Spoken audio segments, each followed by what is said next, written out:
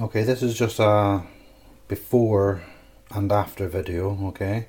This is the Stanley 4.5 inch that I received today.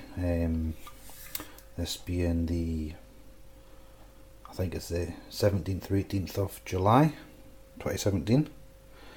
You can see it's very rusted in places. I'm hoping it's recoverable, I'm sure it is. The worst bit of damage I think is really the handle. It's cracked or split. Split the whole way through there, look.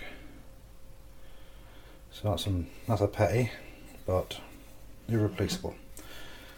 So there's a sole. The sole's a little bit shiny. The blade seems to be reasonable.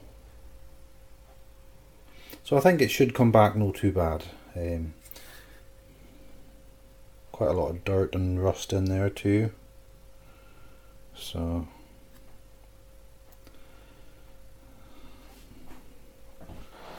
see if you got enough daylight on the subject. I think the LCD of this camera is often shows the picture brighter than the actual camera captures it as.